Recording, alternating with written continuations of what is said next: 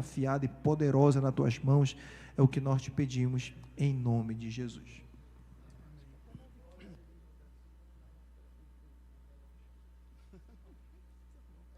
Meus irmãos, eu vos cumprimento com a paz do Senhor. Amém? Olha aí que coisa chique. Opa, agora está ficando bom. Queridos, eu louvo a Deus pela vida dos irmãos, pela vida do pastor Marcelo e toda a sua diretoria, e pela confiança de entregar o púlpito para que nós possamos meditar na palavra do Senhor. Hoje eu não amanheci muito bem de saúde, amanheci meio borocochô, assim, meio, né? O Jair está ali, Ivana, meus amigos. É sempre bom recebê-los aqui nessa noite. E passei o dia até bem, mas agora de noite começou de novo. Mas o que os irmãos ficam intercedendo a meu favor, para que a gente possa ter um bate-papo rápido aqui, concernente às coisas do Senhor, falando sobre a família na contramão do mundo. Amém? Já que vocês estão de pé, eu só vou ler só o versículo 15, aliás, o versículo 17 de Efésios 4, que diz assim: digo isto e testifico no Senhor, para que não andeis mais como andam também os outros gentios na vaidade do seu sentido. Assentem-se, por favor. O desafio nessa noite é falarmos sobre a família na contramão do mundo. A família desde a criação, desde a queda, tem sofrido durante o decorrer de toda a história, tem sofrido ataques de todos os sentidos, no sentido de o inimigo sempre tentando enfraquecer a família. Porque a família é um projeto de Deus. Quem não foi uma sociedade, não foi uma entidade, não foi homem nenhum que inventou a questão, esse projeto tão maravilhoso chamado família. Quem projetou isso foi o Senhor. E Ele vela pela sua família, amém? Ele tem prazer em cuidar das nossas famílias. Mas hoje em dia nós estamos vivendo, eu creio que é um dos piores momentos da igreja aqui na terra, aonde o foco é a família, a destruição de família, a destruição dos preceitos, dos princípios do Senhor com relação à família. E é nisso que nós vamos nos ater nessa noite. O material que nós pegamos é vasto, né, pastor? É vasto. Então nós vamos dar uma resumida aqui, para que nós possamos sair daqui edificados e fortalecidos, conscientes de que ainda há um projeto divino para a tua família. Ainda há um projeto para a tua casa nessa terra. Deus ainda quer usar a minha e a tua família aqui na terra. Deus ainda conta comigo e com você. Deus ainda conta com os teus filhos. Deus ainda conta com cada um de nós como família, queridos. Então, nós vamos falar sobre família nessa noite. Amém? Como é que mexe isso aqui, meu irmão? Olha, fala-me Jesus. Eu não sou muito moderno não, hein? Aí, eu quero aproveitar e ler esse texto. Diz assim: a sociedade ensina que o casamento é descartável, que os filhos não precisam de limites, que as mulheres estão empoderadas, olha só, e que não precisam de homens. Espero que você, cristã, serva do Senhor, não tenha sido alimentada com essa mentira do diabo. Amém? Que cada um deve viver a sua vida sem o menor compromisso. Você já ouviu alguém falar sobre isso? A internet está cheia dessas coisas aí, né, irmão? A internet está cheia dessas coisas. As mulheres estão empoderadas. Um dia desses perguntaram, me perguntaram, eu perguntei para a menina o quê? Eu vi essa pergunta e brinquei também, fiz essa pergunta, né? Você consegue viver no mundo sem os homens? Claro! Homem não presta. Eu falei, é verdade. Você gosta de micro-ondas, minha filha? Amo. Quem inventou foi um homem. Você gosta da internet? Gosto. Quem criou esse negócio de internet também foi um homem. Você gosta de geladeira na sua casa, aquele conforto, tudo que tem na tua casa, tudo lá, tudo bonitinho? Amo. Pois é. Realmente você não precisa de Deus, de homem não, né? Porque Ele já criou tudo para você.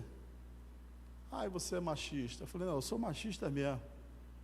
Porque machista, o homem machista é aquele que faz coisas de macho. Amém? Então eu quero ser machista sempre. Não confunda o seu posicionamento de homem macho, que defende, que protege a sua família, com aquele bruto, ignorante que trata a mulher como de qualquer forma. É diferente. Então seja macho, viu? Seja machista mesmo. No cuidado, no zelo pela tua família. Amém? Mas a família, Deus criou com um propósito. Como construir um lar forte e saudável na contramão do mundo, dos dias de hoje? Então, eu quero destacar aqui nessa primeira parte, que o propósito da família, segundo Deus, ainda é alcançar o homem, ainda é alcançar o mundo, e sempre será. Mas esse ministério, querido, esse propósito de Deus, vai começar exatamente nesse primeiro tópico. É o ministério da família, começa com o ministério de marido e esposa. Lá no Gênesis capítulo, deixa eu botar aqui o versículo em que eu copiei. O Senhor disse, isso está em Gênesis 2:18 a 24, ele diz, não é bom que o homem esteja só. Eu vou ler bem aqui que está mais perto, né? Olha aqui, a gente vai chegando velho e fica com problema de braço, o braço fica curto, né? Aí você tem que procurar. O Senhor disse, não é bom que o homem esteja sozinho. Farei alguém que o ajude e complete. Então o Senhor Deus fez cair um sono profundo, enquanto dormia, tirou dele uma das costelas, fechou o espaço que ocupava. Dessa costela o Senhor Deus fez uma mulher, olha aí que maravilha, e a trouxe o homem. E o homem deu um grito, um brado de vitória. Finalmente, esta é osso dos meus ossos. Eu fico imaginando Adão, quando viu aquela preciosidade, o pulo que ele deu de alegria nela lá. Essa é osso dos meus ossos e carne da minha carne. Será chamada mulher, porque foi tirada do homem. Por isso o homem deixa o pai e a sua mãe e se unirá à sua mulher, os dois se tornarão uma só carne. Então o ministério da família começa no ministério do homem e da mulher. É você escolhendo uma mulher para se relacionar com ela. Coloca para mim, se der para colocar, irmão, Gênesis 1:28. 1:28 e 27 e 28. E Deus criou, isso, coloca lá. E Deus criou a sua imagem, a imagem de Deus criou homem e mulher. Amém? Bota o 28. E Deus abençoou e disse, frutificai, multiplicai-vos, enchei a terra, sujeitai e dominai sobre os peixes do mar e sobre as aves dos céus e todos os animais que se movem sobre a terra. O texto diz que, ao criar o homem e a mulher, Deus os abençoou. Deus estava fazendo ali a cerimônia de casamento, unindo esse homem e essa mulher em matrimônio. E o propósito de Deus era que a raça humana fosse multiplicada. E que homens que crescessem, que se multiplicassem, porque Deus, depois da queda, Deus sabia que, através da família, assim como houve a queda lá no Éden, era necessário que, através de uma família, nascesse o Salvador das nossas almas. Aquele que restauraria aquilo que foi perdido lá no Éden. Então, casamento, queridos, é algo sobrenatural. O casamento é algo que eu e você precisamos entender, que Deus tem um projeto no teu relacionamento. Então, o ministério da família começa na forma como você se relaciona com o teu cônjuge, marido e mulher, ambos ministrando um ao outro. Esse é o primeiro ponto para que nós possamos alcançar o mundo e caminharmos na contramão do mundo. É entendermos que o nosso relacionamento conjugal é a maneira como nós vivemos, nós podemos alcançar o mundo com os nossos testemunhos e com a nossa vida. Segundo, esse ministério também se estende aos nossos filhos. Primeiro, o ministério começa entre marido e mulher. Segundo, o ministério da família estende-se para o discipulado dos filhos. Queridos, nós precisamos viver uma vida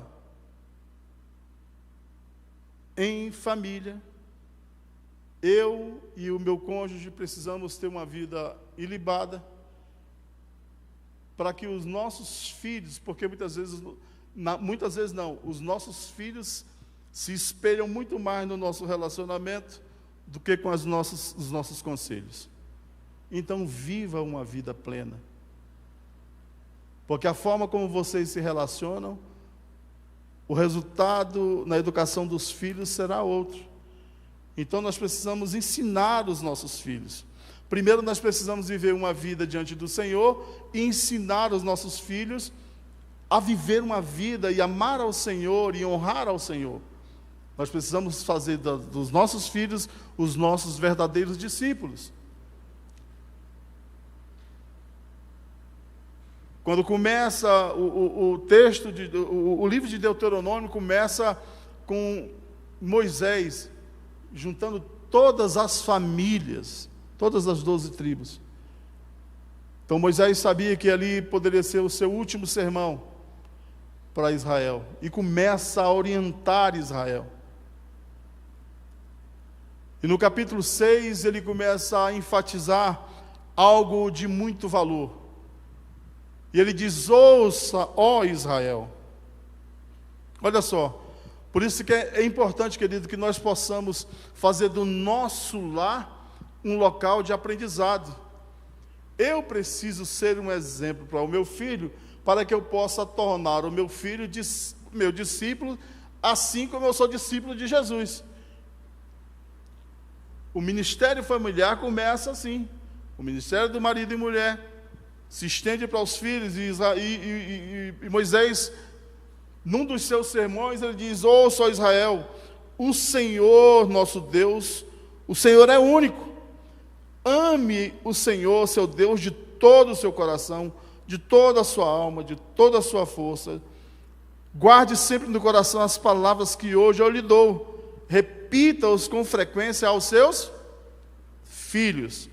Conserve a respeito deles, converse a respeito delas, quando estiver em casa e quando estiver no caminho, quando se deitar e quando se levantar. Amarre-se as mãos e prenda-as na testa como lembrança. Escreva-os nos batentes das portas da sua casa e em portões. Então, faça do seu filho um discípulo. Provérbios, capítulo 22, versículo 10, ensina seu filho no caminho certo, e o mesmo quando envelhecerem, não se desviarão dele. Discípulo. O Senhor quer que a nossa família seja uma agência missionária, amém? Continuando. Efésios capítulo 6, versículo 4. Pais, não tratem seus filhos de modo a irritá-los. Antes, eduquem-nos com a disciplina e a instrução que vem do Senhor. Essa irritá-los aqui, isso dá um seminário de família. Nós não vamos entrar nesse mérito agora. Amém?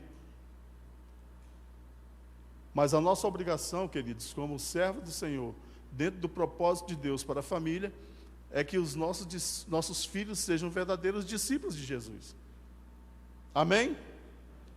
Então, nessa noite, eu estou entendendo que o propósito de Deus para a família é alcançar o mundo através do ministério de marido e mulher.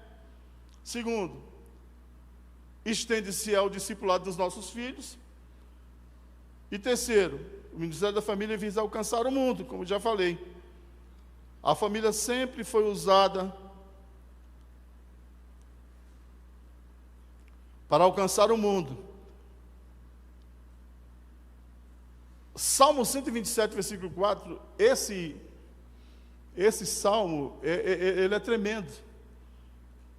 Que nós precisamos, através da nossa família, apontar o alvo.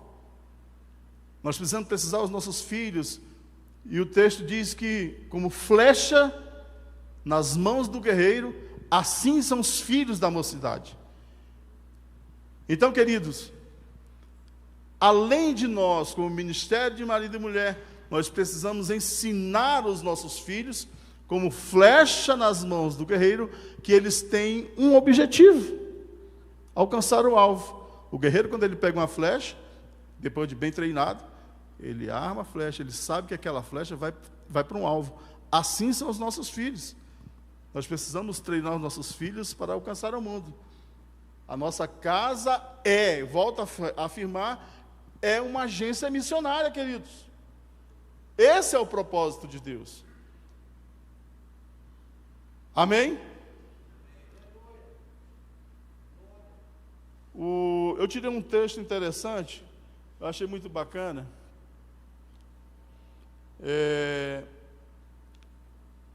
De Davis Orton, ele diz o seguinte: como ele define a família? O matrimônio foi ordenado para o mútuo auxílio de marido e mulher. Ministério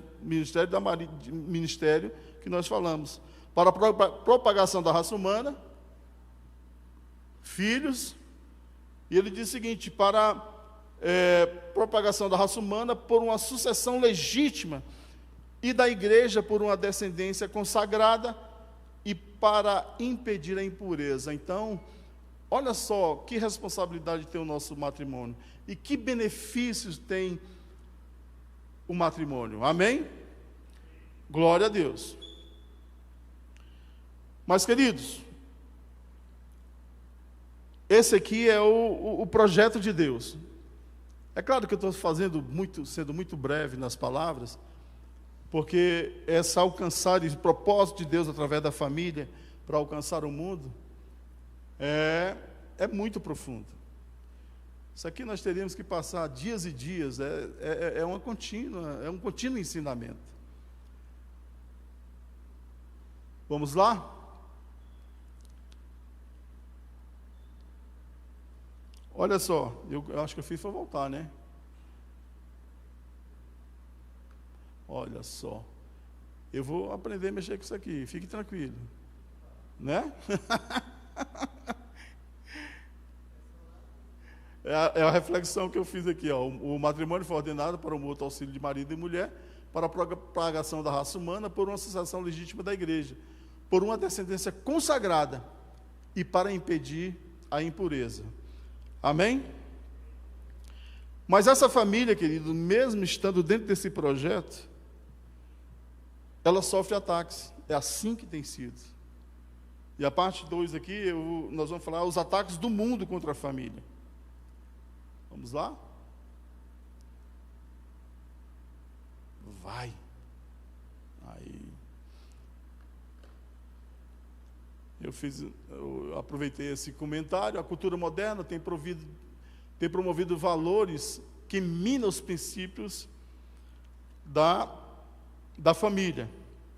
Tem um texto que eu quero ler com vocês aqui, eu quero que o irmão coloque aí, Mateus capítulo 7, versículo 25.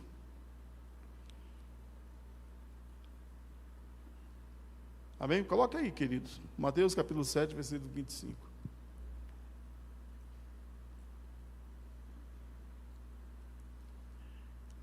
O texto diz assim: e desceu a chuva, e correram os rios, e assopraram os ventos, e combateram aquela casa. E não caiu, porque estava edificada onde? Sobre a rocha.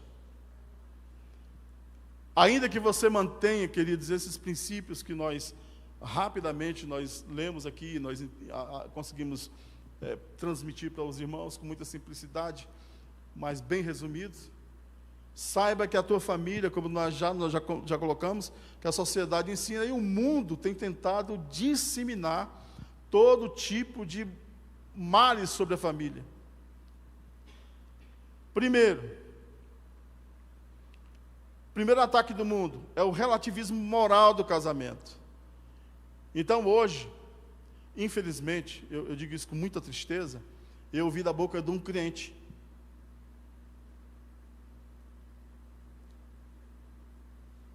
Estava falando sobre casamento, e simplesmente ele falou: não, mas casamento é só um papel. Mas essa é a visão da sociedade do mundo. É só um papel.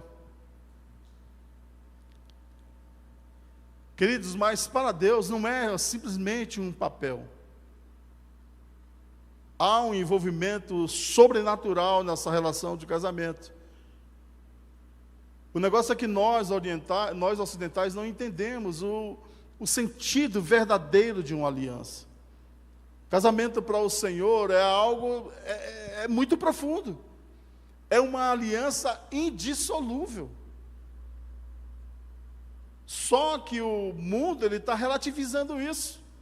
Não, rapaz.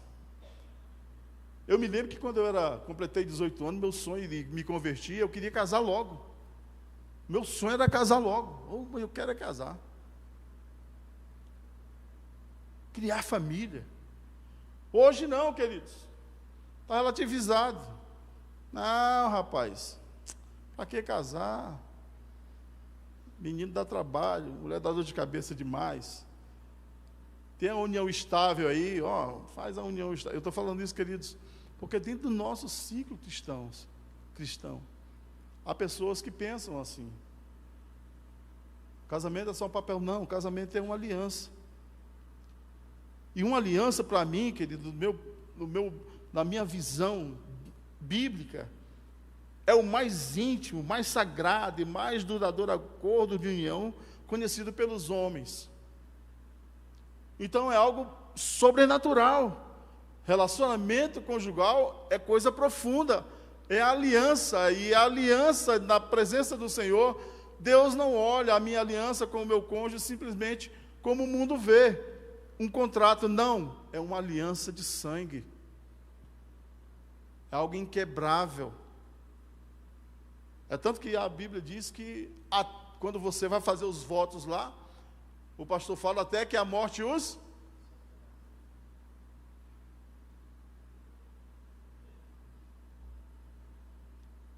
Mas infelizmente, o relativismo tem alcançado a nossa sociedade. Não, se não der certo, separa, irmão. Não, se não der certo, muda de mulher.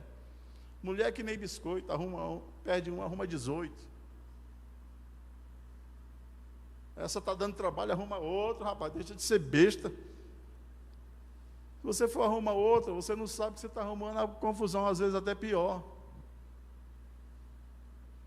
Então, no padrão divino, queridos, não tem esse negócio de, se não der certo, não. Biblicamente, nós precisamos entender o sentido de uma aliança. E, infelizmente, nós não temos essa visão, a visão bíblica de uma aliança. Querem ver um exemplo de uma aliança de sangue? Os irmãos lembram da passagem de Ló. Ló recebe dois homens na casa dele, 2 anjos. E aqueles homens da cidade queriam abusar daqueles homens. Aquela aliança ali representa, queridos, porque o oriental ele entende o seguinte, que quando você traz alguém para dentro da tua casa, ele está sob a tua proteção. Você está debaixo de uma aliança com ele. Percebam que Ló ofereceu as filhas virgens. É doido? Não, queridos. É porque a aliança de receber alguém dentro da sua casa é algo tão tremendo que ele daria sim as suas filhas para proteger e guardar aqueles homens que estavam debaixo do seu teto. É assim quando nós trazemos a nossa noiva para dentro da nossa casa. Eu estou testificando para ela que eu vou cuidar, eu vou proteger, eu vou dar minha vida por ela. Essa é a visão bíblica. Essa é a visão da aliança, que eu e você precisamos entender.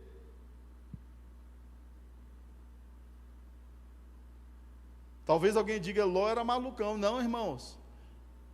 Ele estava cumprindo uma aliança que ele tinha com o hóspede.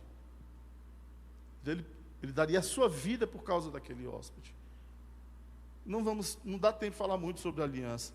Então, a aliança dentro do relacionamento conjugal é exatamente isso. É algo inquebrável, mas que o mundo tem banalizado. Que o mundo tem... E outro, casamento... Não, rapaz, hoje há diversidade de casamento. Homem com homem, mulher com mulher, e trisal, quatrisal, seja lá quantos que forem. Está tudo banalizado. O mundo tem feito isso, tem trazido essa distorção bíblica do relacionamento familiar, o relativismo familiar. Alguns textos tão poderosos aqui, queridos, sobre aliança, sobre quebra de aliança. Malaquias fala sobre a queda de aliança e fala no capítulo 2, do 14, 16, ele fala exatamente sobre que Deus abomina o divórcio. Quando você vai para Efésios, no capítulo 5, também há um relacionamento profundo, versículo de vós maridos, amais as vossas mulheres, como também Cristo amou a igreja e a si mesmo se entregou por ela. Então, é uma aliança, é algo sobrenatural. Gênesis 1, 28. Volta aquele texto ali para mim, queridos. 1, 27, aliás. Gênesis 1, 27. Eu vou abrir aqui rapidamente. Achou. E Deus criou o homem à sua imagem e à sua semelhança. Homem. Olha o que a palavra de Deus fala. Homem e mulher. O outro texto diz macho e fêmea. O casamento dentro do padrão divino. É esse. Macho e fêmea. Não há outro. Mas há um relativismo mundano. E que querem descer de goela abaixo. Que família pode ser o que quiser. Pode ser 2 homens, pode ser 2 mulheres, pode ser um homem e 5 mulheres, pode ser 5 mulheres e 1 homem, e por aí vai. Essa é a visão do mundo. E é assim que as famílias têm sido atacadas. A parte B diz que os ataques do mundo contra a família vêm também através da desconstrução da autoridade dos pais. Desconstrução da autoridade dos pais. Hoje, os nossos filhos têm... Se fala tanto contra o patriarcalismo, né? Hoje você não pode mais corrigir o seu filho. Na verdade, queridos, o mundo está tentando, primeiro, destruir a figura do homem, amenizar, tirar. Porque, queridos, olha só, essa questão da autoridade, princípios de autoridade, quem criou foi o Senhor. É algo sobrenatural. O homem, isso não é... Eu vejo o pessoal falando, Paulo era machista. Não, Paulo não era machista não, queridos. As cartas de Paulo, eles supervalorizam as mulheres, porque eles botam as mulheres igualzinho no plano de Deus. Dentro de uma cultura tão ferrenha como era a cultura deles, Paulo põe de igual modo homem e mulher. É tanto que no capítulo 5 de Coríntios, ele diz que a mulher não tem domínio sobre o seu corpo, e sim o marido. Assim como o marido também não tem domínio sobre o seu próprio corpo, e sim a mulher. Então está em ponto de igualdade. Lá no capítulo 5 de Gênesis, quando o Senhor fala, se conduz à humanidade, ele trata Adão como macho e fêmea, e o chamou de Adão, é o ponto de igualdade. Agora, há princípios que não podem ser relativizados. E está sendo relativizado. O empoderamento das mulheres é o perigo que a gente está vivendo hoje. E o enfraquecimento da figura dos homens.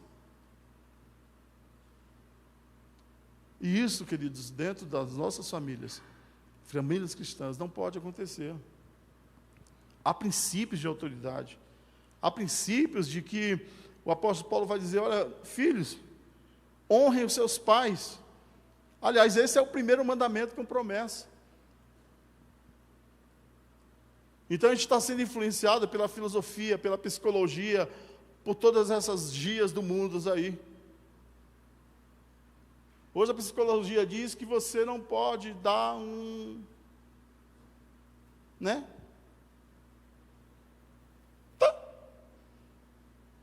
Não pode. Na verdade, queridos, hoje os nossos filhos, nós falamos isso lá no Encontro com Homens. Hoje os nossos filhos, essas crianças são verdadeiros imperadores. Olha o que a psicologia ensina. Você tem que conversar com o teu filho, você tem que ficar no nível dele. Não, tem que ficar no nível dele, não. Eu não sou tão velho assim. Mas até hoje, meu filho vai fazer 40 anos. E minha filha também já tem 30 e tantos anos. Mas basta eu olhar para eles. Não preciso falar nada. Uma vez ele estava lá em casa e ele falou grosso lá com a mulher dele lá, e eu estava encostado no balcão, eu só olhei por debaixo do óculos assim. Eu não precisei falar nada. Bastou eu olhar para ele sabia o que eu estava falando. Hoje, infelizmente, queridos, essas meninas aí mandam na casa. São verdadeiros imperadores. Meu filhinho, por favor. Onde? Por favor, obedece o papai. Filhinho, obedece a mamãe. Olha, por favor, vai lavar, vai escovar o dente, eu vou te dar. Não, estou assistindo o meu desenho, te dou 5 minutos. E são coisas que são inegociáveis. Ordens são ordens e precisam serem atendidas. Ei, tomar banho. Acabou. Você é a autoridade máxima.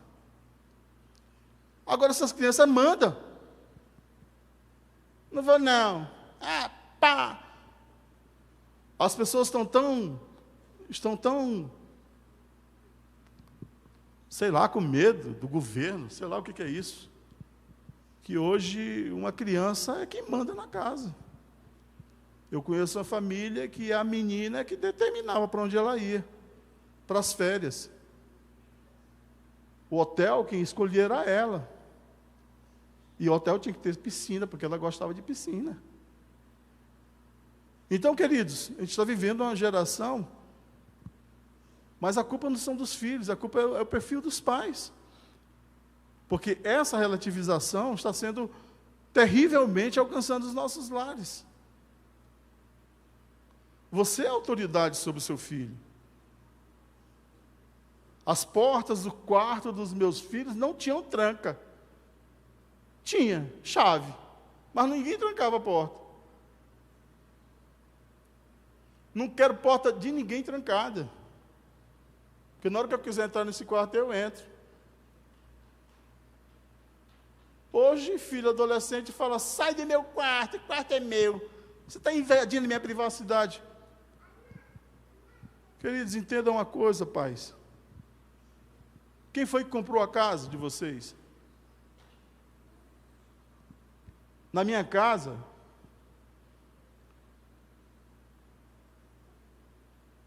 eu trazia os adolescentes, os meus filhos passaram pela adolescência, com o tratamento do psicólogo Dr. Negrão.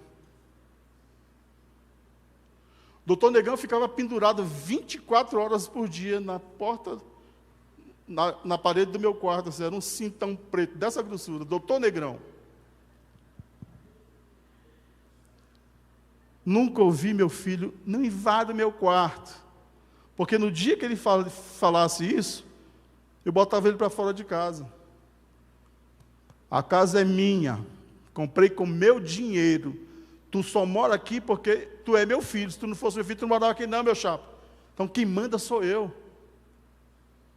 Hoje, queridos, infelizmente, os pais estão pedindo permissão. O menino hoje escolhe o que quer comer, o que vai vestir, dá show, dá espetáculo.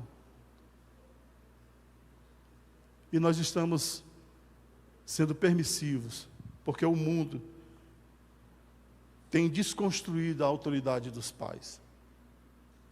Só que vocês que tratam os filhos assim, que dá essa permissividade assim, vão sofrer amargamente. A minha geração, queridos, meu pai e minha mãe eram disciplinadores. Eu fui da geração de disciplinadores. E eu louvo a Deus pela surra que eu levei. Porque eu não era flor que se cheire. Talvez se hoje tem as nomenclaturas aí, é TDAH, TD não sei o quê, TD. Se fosse na minha época com esse negócio aí, eu era o alfabeto completo.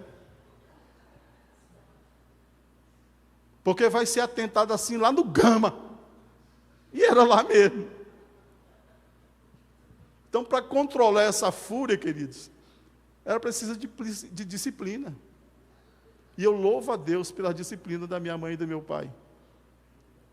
Isso me fez homem melhor.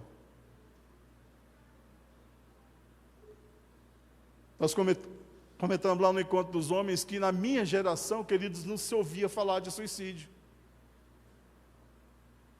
Nunca vi nenhum amigo meu se suicidou. Os pais eram disciplinadores. Nós brincávamos de carrinho de rolimã, criávamos os nossos brinquedos porque não tínhamos dinheiro. Então a gente criava, éramos ativos. Hoje você olha para um adolescente da igreja, você fica até com medo. Uma que os bichos estão com a cara de cavalo, a cara comprida, os braços longos. Eu não sei que geração feia é essa, irmãos. Me perdoem. Mas os bichos estão feios. Uns cabelos arrupiados, um negócio esquisito. Não se relacionam, estão sempre enfiados nos quartos, estão sempre com... Queridos, o que nós estamos criando dentro dos nossos lares? Relativização, a desconstrução da autoridade dos pais. São corrupção dos valores familiares, valores morais. Os valores morais estão sendo corrompidos. Eu uma vez estava conversando com a minha esposa no celular, aí o celular tocou e eu falei, alô? Aí eu vi que era minha mulher, aí quando eu falo com ela, eu fico meio derretido. Eu falo, alô? Oi, amor. Eu não sou besta, até no telefone você vai preparando o ambiente. Oi, amor. Não, meu benzinho, ai. Amorzinho, mais tarde a gente conversa. Aí tinha um francês lá, do meu lado lá, e ele falou assim, tu não é cristão? Eu falei, sou. E cristão pode ter amante? Eu falei, não. Mas tu está falando com quem? Ele falou, com a minha mulher. Ah, você quer dizer que tu fala assim com a tua mulher? Eu falo, olha, tu quer que eu fale com a tua assim? Eu tenho que falar com a minha desse jeito. Ela é minha esposa. Não, rapaz, que a gente fala assim com as amantes. Vejam, queridos, a corrupção dos valores morais é você tratar mal a tua mulher e tratar bem a amante. Quando você vê alguém tratando bem, chamando de meu amorzinho, meu benzinho, o cara pensa que é amante. E como você é cristão, o cara fala, uai, não sabia que cristão podia ter amante. Mas essa é a realidade do mundo, viu, pastor Neves? Você chama a Conceiçãozinha assim, Ceicinha, mas cuidado com quem você vai falar, que alguém vai dizer, uai, velho, está arrumando amante? São os valores. Hoje pode-se tudo. Queridos, e o nosso tempo acabou. Eu ainda tinha alguns tópicos para falar aqui, mas nós precisamos, queridos, contra-atacar o mundo.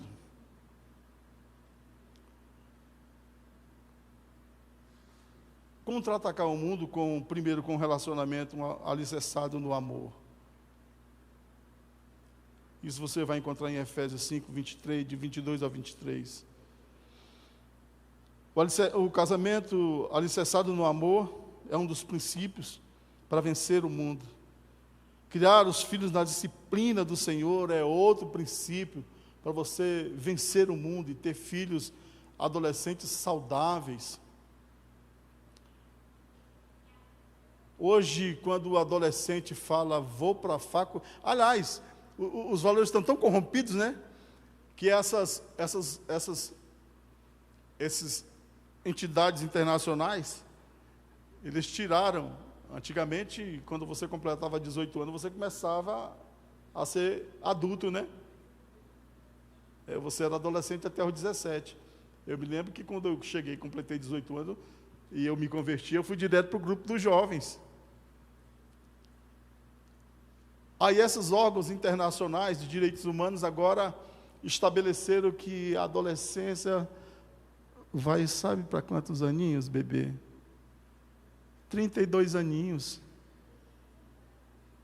Isso pode pesquisar aí, ó, na internet. Os órgãos internacionais de direitos humanos dizem que a adolescência vai até os 32 anos. Aí você vê um bando de barbudos sem vergonha que não querem mais trabalhar. É a geração nem trabalha, nem estuda, não faz nada. Estão dentro de casa, comendo e bebendo à custa dos pais, só dando trabalho, preso dentro do quarto, fumando maconha, cheirando cocaína, fazendo tudo quanto não presta. E não querem sair de dentro da barra de saia dos pais. Mas isso acontece só lá na presbiteriana, lá de Goiânia. Porque aqui na ADAC não. Aqui os cabas são trabalhadores, né, pastor? Adolescente aqui é até os 17. Continua. Amém?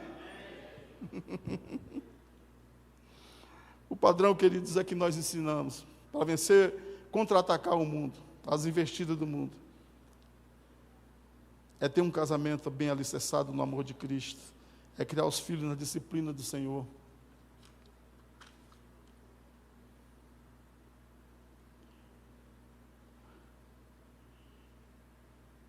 E manter um padrão de oração, de intercessão, cultos no lares, tudo isso vai mudar a história da tua casa. São formas de você contra-atacar o inimigo. Mateus capítulo 7, versículo 25, 24. Nós lemos o 25, que diz que veio a chuva, e a casa continua de pé, né? E o 24 diz assim: todo aquele, pois, que escuta as minhas palavras e as pratica, assemelhá-lo-ei ao homem prudente que edificou a sua casa sobre a rocha. Que o teu casamento, a tua família esteja edificada na rocha que é Jesus. Que Jesus seja o centro da tua casa, seja o centro do teu casamento, seja o centro do teu trabalho, o centro da tua igreja. Um dia desse eu falei aqui na ministração do sábado, na segunda-feira.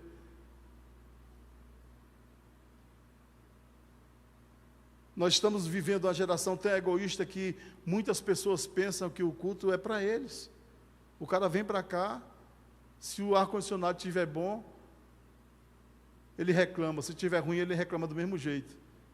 Se o banco for afastado, virado, não, o banco não está bom hoje. Não, o pastor hoje estava com um oi maior do que o outro, falou meio atravessado. Então, parece que o culto é para você, o culto é para Deus, queridos. O culto é para o Senhor. Uma família bem alicerçada, ela vai gerar filhos bem alicerçados. E uma igreja forte é composta de quê? De famílias fortes. E para a gente finalizar, a minha conclusão é assim: uma família edificada sobre a rocha que chama a atenção do mundo nesses dias de caos. Uma família razoavelmente feliz e estruturada chama a atenção. Deus ainda quer nos dar um reavivamento espiritual para isso acontecer, porém, a família deve voltar às suas raízes e redescobrir a sua razão de existir, espelhar a imagem de Deus e espalhar o reino de Deus. Que o reavivamento venha cada dia mais pela sua família e pela minha família. Amém? Não faça da tua casa um campo missionário.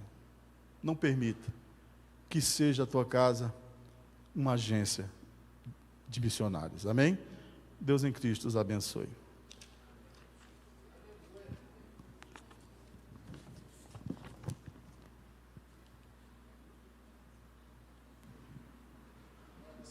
Aleluia. Glória a Deus. Irmãos, o ataque, conforme aqui o evangelista Dário, o ataque é cultural, né? Todo ataque de cultura moderna é um ataque contra a família. Nós vemos em todas as áreas os ataques. Ataques, por exemplo, na moda, você vê, né, os homens, né, o que a moda dita em relação à roupa, calças, né? Existe um ataque para enfraquecer a masculinidade. Existe o ataque quando você assiste um filme, uma série, é um ataque contra a família. Existem os ataques culturais em todas as áreas. Mas nós temos que passar pelo filtro da mente de Cristo. Em tudo, inclusive, Deus tem me ensinado a usar o que Cristo faria no meu lugar, né? Usar a mente de Cristo, passar pela mente de Cristo como homem de Deus, como mulher de Deus, né? Amar e respeitar sua esposa, amar e respeitar seu cônjuge. E Deus tem me ensinado, irmãos, antes de qualquer decisão, eu sempre pergunto: o que Jesus faria no meu lugar? Né? Às vezes é muito fácil a gente julgar, é muito fácil a gente apontar o dedo, mas se somos cristãos, né, temos que ter essa mente de Cristo, é melhor colocarmos no filtro.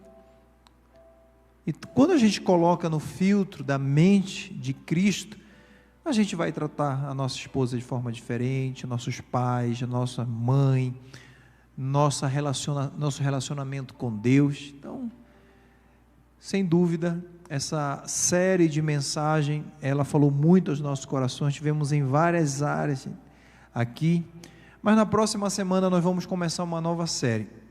Eu não sei se consegue colocar aí para a gente. Nós vamos falar agora, irmãos, vamos mergulhar nas parábolas, né? Segredo do reino. Por que Jesus falava por parábola? Quais são as parábolas que nós vamos introduzir na próxima semana?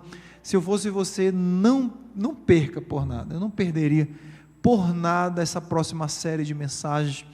O que é o princípio de uma parábola, né? O que é que uma parábola do semeador, né? Jesus, ele começa ali com a parábola do semeador. O O que é que ele quer dizer com isso? O que é que ele nos ensina? Os discípulos, eles perguntaram para Jesus: por que, mestre? Eles perceberam esse código, algo diferente, e eles perguntam: Jesus, por que o Senhor ensina por parábola? Então, se você quiser saber de tudo isso, na próxima semana nós vamos introduzir essa série, e você vai conhecer todas as parábolas de Jesus, né, o significado, a parte original de tudo. Então, eu convido a você a participar na próxima semana, amém? Então, aqui de observação, está chegando aí nosso congresso da UMEG, nossos ensaios continuam. Então, tem a pré-festividade no dia 5 de abril, que é um ensaio geral, né, uma consagração da pré-festividade, e o nosso congresso, que vai ser lá em abril, dia 12 e 13 de abril, amém? Fique de pé, amada igreja, junte aí com a sua família, se você estiver com a sua família. Vamos orar representando todas as famílias da igreja, que toda essa contracultura, todas essas investidas, né, que o evangelista Dário pregou aqui, que todas essas investidas, elas caem por terra. Todas essas coisas que têm minado a base, né, que é uma sociedade, irmãos. Você imagina uma sociedade tentando existir onde não há família? Não existe essa possibilidade. Uma sociedade onde não tem uma família, ela simplesmente irá à falência. Não existe uma sociedade. Se você olhar todos os países que foram enfraquecidos, né, a base que é a família, as famílias que foram enfraquecidas naquela sociedade, são países em decadência.